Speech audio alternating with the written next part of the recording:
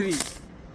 তো বন্ধুরা এই ট্রান্সফর্মারটার কতটা ক্ষমতা সেটা দেখার জন্য আজকে নিয়ে নিয়েছি এই সরু তারটা, আর এই লোহার তারটা, আর এই তামার তারটা, আর শেষে নিয়ে নিয়েছি এই রড মাথার লোহার তারটা। এটা কিন্তু খুব মোটা, আর এটাকে কি জ্বালাতে পারবে এই ট্রান্সফর্মারটা, আর সেটা দেখতে হলে তোমাদেরকে এই ভিডিওটা অবশ্যই দেখতে হবে।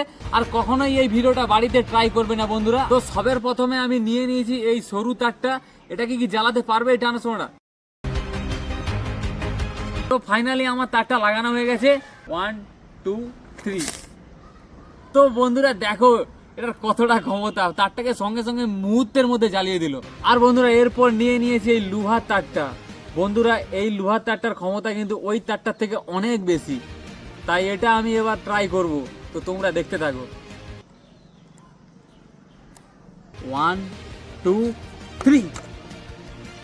তো বন্ধুরা এটাকেও মাখনের মতো জ্বালিয়ে দিল পুরো বন্ধুরা।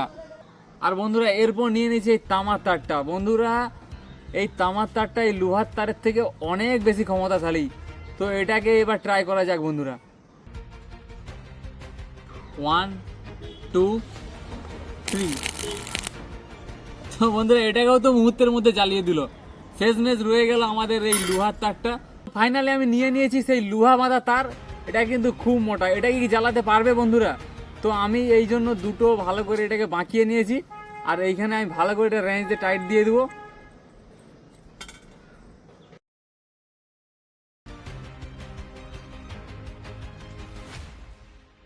হবে এর ফাইনাল টেস্ট, আর এটা বোঝা যাবে এই ট্রান্সফর্মারটার কতটা ক্ষমতা।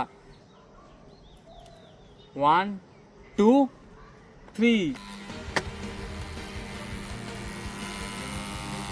1 2।